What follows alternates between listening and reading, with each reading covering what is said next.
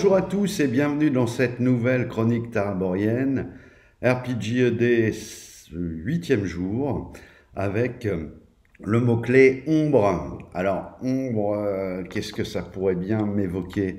La première chose à laquelle je vais penser, actuellement, je suis en train de mettre un petit peu en forme le setting un setting que j'ai créé là pour le monde de Korn, et je revois un petit peu les choses en développant le setting au fur et à mesure, non pas comme un monde, comme un atlas de monde, mais au fur et à mesure du développement d'une campagne. Donc je suis dans l'écriture de la première saison de cette campagne qui s'appelle La saison des ombres.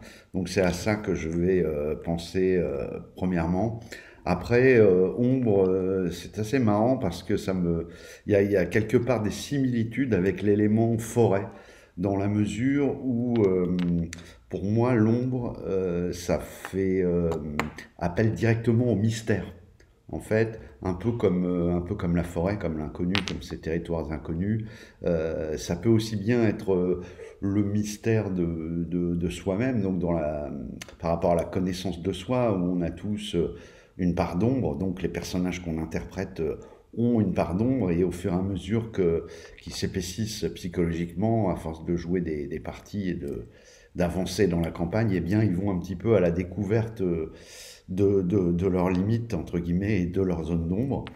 Et puis l'ombre, c'est la menace, c'est là que sont embusqués les éventuels adversaires qui vont vous fondre dessus. C'est l'inverse de la lumière qui est quelque chose d'évident et plutôt de bienfaisant. L'ombre, c'est un petit côté aussi un peu mystérieux, maléfique, on va dire, avec cette histoire d'ombre. Donc pour moi, ça fait partie, c'est un élément très important dans tout ce qui va concerner la tension dans les parties de jeu de rôle. Enfin une grosse partie de l'attention va être amenée justement par ce jeu d'ombre et de lumière. On va faire varier comme ça va permettre aux maîtres de jeu et à la table de faire varier les atmosphères, lumière, ombre, alors aussi bien au sens propre qu'au sens figuré bien sûr. Voilà, j'espère que cette vidéo vous a plu et je vous dis à très bientôt pour une prochaine vidéo. Au revoir.